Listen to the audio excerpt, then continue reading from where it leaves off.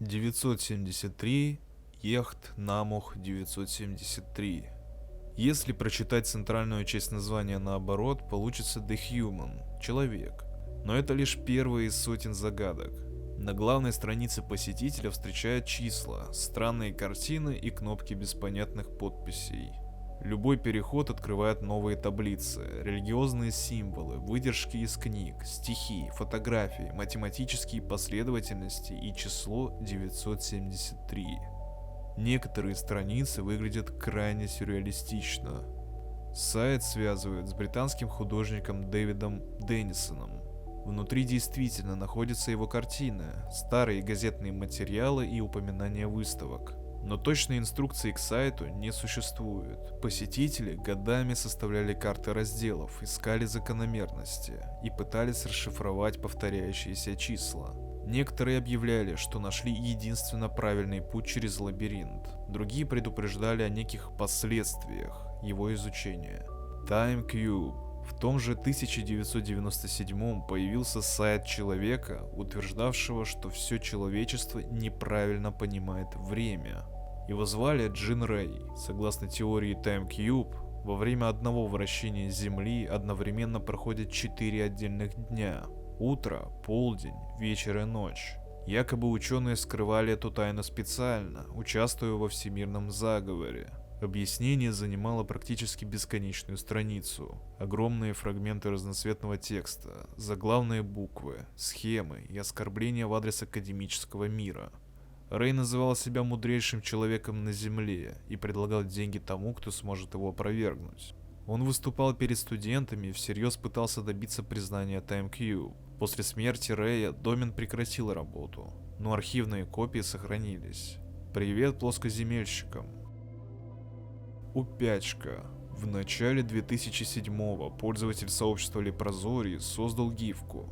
Стикман дергался под бессмысленную фразу «Жевтони чё-чё упячка». Картинка быстро превратилась в отдельную субкультуру. У Упячки появился собственный сайт, свой словарь, мифология и армия воинов. Все скучно объявлялось унылым, а борьба с ним называлась «Пыщ-пыщ-отаке». Во время таких набегов люди массово регистрировались на форумах и публиковали изображения Упячки и бессмысленные сообщения. Одной из первых целей стал молодой Хабра-Хабр.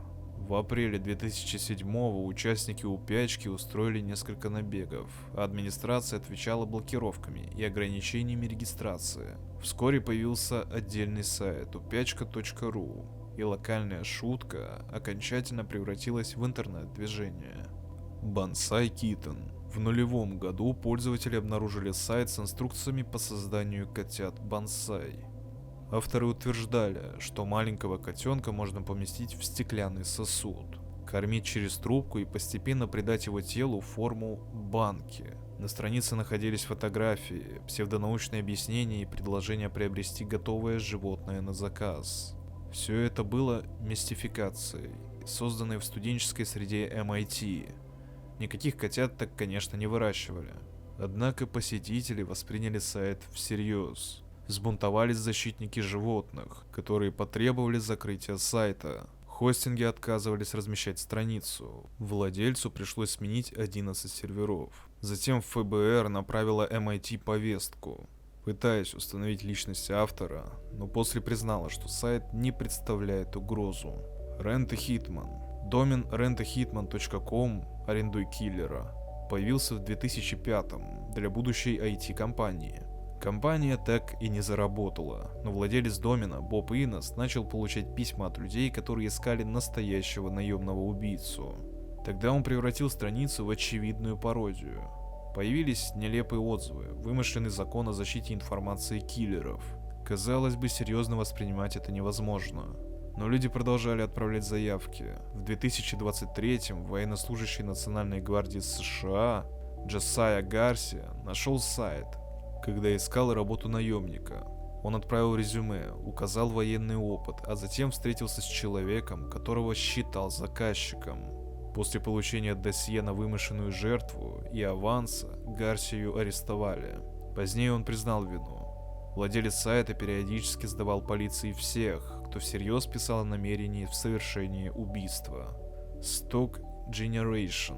В конце 90-х в интернете появилась биржа, где можно было покупать акции компаний, которых не существовало.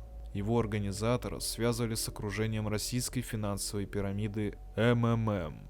Формально сайт называл себя игрой. Пользователь вносил настоящие деньги и торговал акциями 11 вымышленных компаний. Самой привлекательной была привилегированная компания номер 9. Ее акции якобы могли только расти и приносить 10% в месяц, примерно 215% в год. На сайте показывали цены, истории победителей и отзывы довольных участников. Когда пользователи массово захотели вывести деньги, правила изменились, стоимость виртуальных акций обрушилась, а счета уменьшились. Американская комиссия по ценным бумагам назвала Stock Generation масштабной интернет-пирамидой и добилась постоянных судебных запретов против связанных компаний. Beard is Evil. В 1997-м художник Дино Игнасио создал сайт Beard is Evil. Beard является злом. На нем публиковались фотомонтажи, якобы доказывавшие, что персонаж улицы Сезам находился рядом с диктаторами, террористами и участниками исторических событий. Это был обычный рофл, пока одна из картинок не покинула интернет. После терактов 11 сентября изображение Берта рядом с Усамой бен Ладеном нашел изготовитель плаката в Бангладеше.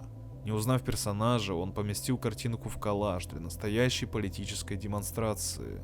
Фотограф Reuters снял митинг, и Берт появился в мировых новостях на плакате сторонников бен Ладена. Джоди Орг, художественный дуэт Джоан Хемскерк и Дирк Песманс, начал создавать веб-проекты в 1994-м.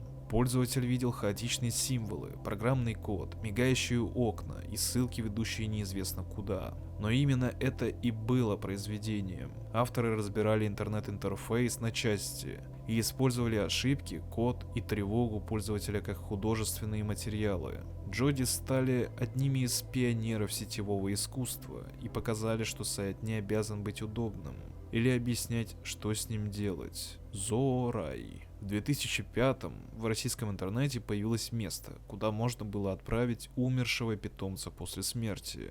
Его создатель Алексей Козырев придумал проект после смерти своего кота Шмыги. Но вместо обычного виртуального кладбища он построил целый цифровой загробный мир. Пользователь выбирает для умершего животного место, заселяет его в отдельный домик и оформляет окружающую поляну. Рядом можно посадить деревья и цветы, оставить еду, игрушки или виртуальную открытку. Сейчас в зоораю находится больше 13 тысяч животных. $1 Million Homepage.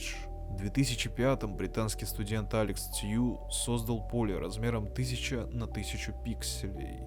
Каждый пиксель он предложил купить за $1, хотя продавались они блоками минимум по 100 штук. Покупатель получал крошечные изображения и ссылку. Компании, казино, магазины и случайные люди начали скупать места. Последнюю 1000 пикселей продали на аукционе за $38 100, а общая выручка достигла $1 037 000. В какой-то момент владельцу начали угрожать некоторые люди DDoS-атакой, требуя деньги. Тью отказался платить, и сайт действительно вывели из строя. $1 Million Homepage существует до сих пор.